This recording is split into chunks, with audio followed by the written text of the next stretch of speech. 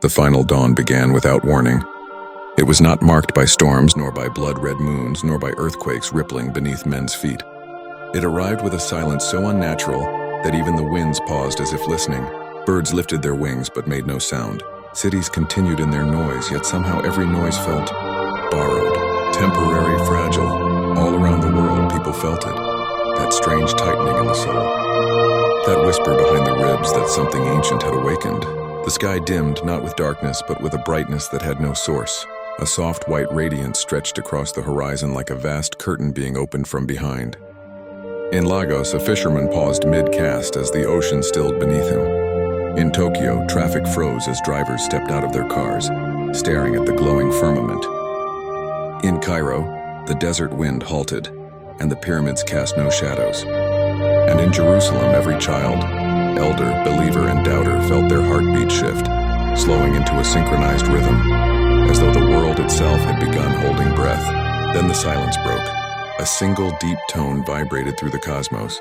It was neither thunder nor trumpet, yet it carried the weight of both. It traveled through galaxies, slicing through the void, resonating through bones, mountains, and oceans alike. The fisherman dropped his net.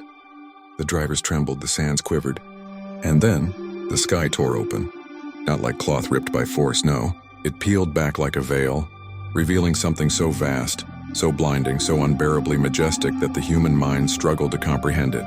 A throne of light, towering, stretching beyond atmosphere, beyond planets, beyond galaxies, and a celestial colossus seated upon the edge of eternity.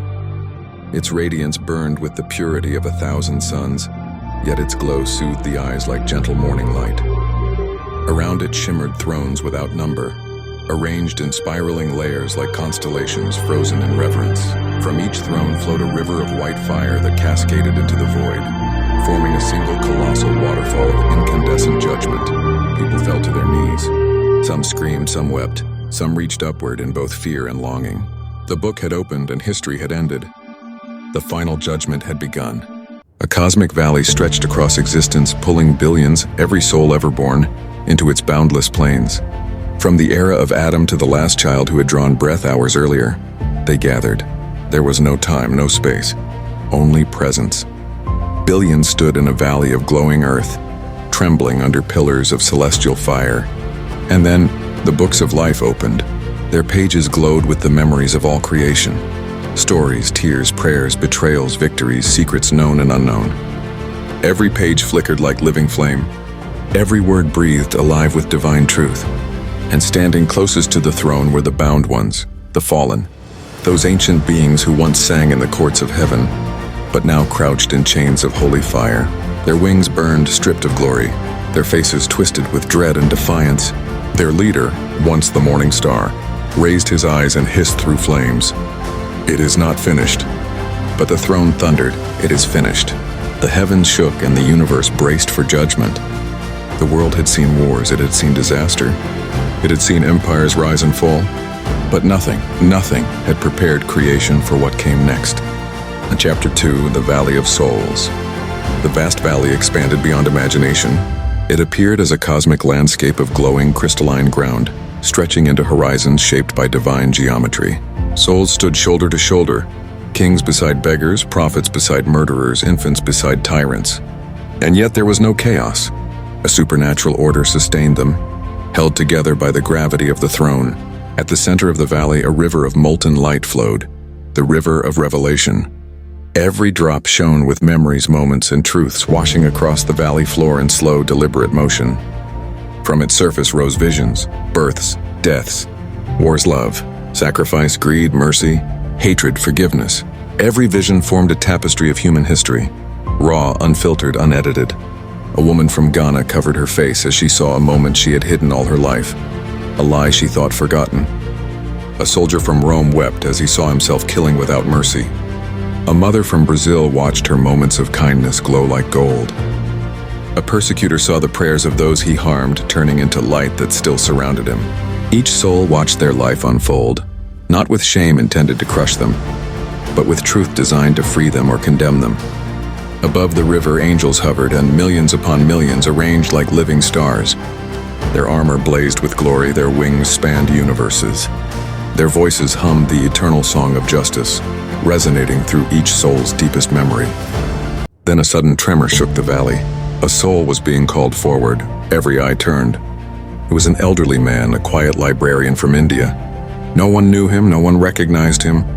To earth he had been ordinary, but in the court of heaven, nothing ordinary existed.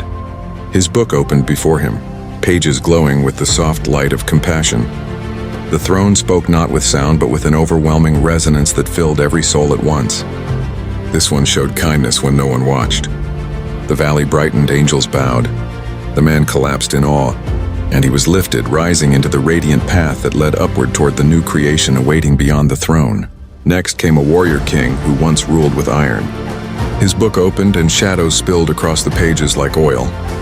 You shed blood for power. The king trembled. You ignored mercy. The souls around him watched as the pages turned darker, showing every life he ended without regret.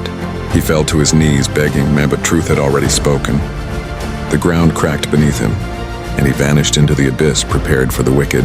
A wave of fear rippled across the valley. Judgment was real, absolute, unavoidable. Chapter 3. When heaven shook. The trembling began softly like a distant drum. It grew into a deep rolling thunder that echoed across the cosmic plains. The angels turned. The chains around the fallen tightened. The throne brightened, because something unimaginable was approaching. A figure stepped into the valley. Tall, radiant, cloaked in robes woven from galaxies. On his shoulders rested the weight of creation, and in his eyes burned the fire of eternity. No one needed to be told who he was. Every knee bent, every tongue stilled, for the King of Kings had entered the Valley of Souls.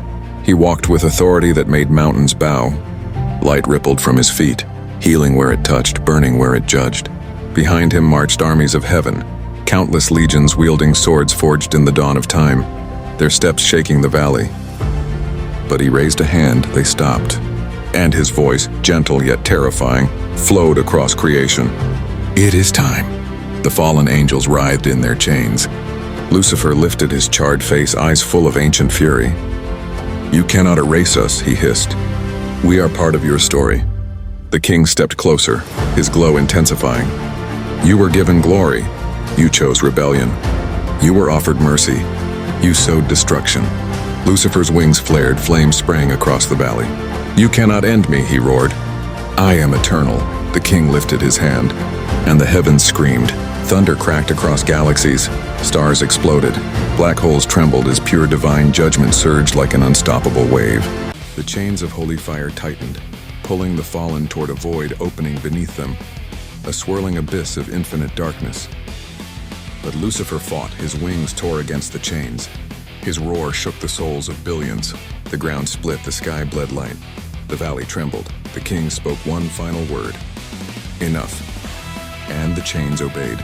The fallen angels were dragged, screaming, twisting, burning, one into the abyss where death and hell were already waiting. The void swallowed them, silence followed. But the final judgment was not yet complete. The throne thundered, shaking the edges of creation. For the last enemy is defeated. Chapter 4. Death and hell fall from the edge of the cosmic valley rose two colossal figures. Shadows taller than mountains, older than time. Death, hooded, faceless, wielding a scythe forged from the bones of ages. Hell, a monstrous furnace of chains and fire, breathing smoke and torment. For millennia they had waited. For millennia they had claimed. But this day their reign ended. The king lifted his hand. The scythe of death turned to dust. The fires of hell dimmed into embers. Death screamed, a hollow echoing cry echoing across galaxies, and tried to flee. But the throne pulled him backward, dragging him into the abyss where the fallen had already fallen. Hell roared, its flames lashing out. But the heavenly legions surrounded it, their swords piercing its core until its fire was extinguished forever. Then the throne declared, there shall be no more death, no more sorrow, no more night. The valley erupted in light. The souls wept, the universe trembled, and a new sound echoed, a soft rising hum, like creation being reborn. Chapter 5. The New Heaven and the New Earth. The old universe began to fade. Stars dissolved into dust, galaxies unraveled like threads. Mountains melted into rivers of light. Oceans evaporated into shimmering mist, yet there was no fear and only awe, because from the throne flowed a brilliant white river, carving a path through the valley. As it moved, it reshaped the cosmos itself. The road ahead glowed with purified light. A new sky appeared, bluer, deeper, alive with golden constellations. A new earth formed, lush, perfect, radiant with life beyond imagination.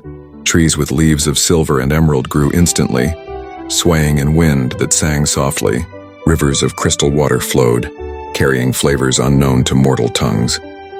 Mountains rose with glowing peaks. Cities formed with walls of light and streets of polished gold. This was the world promised. The world restored, the world reborn.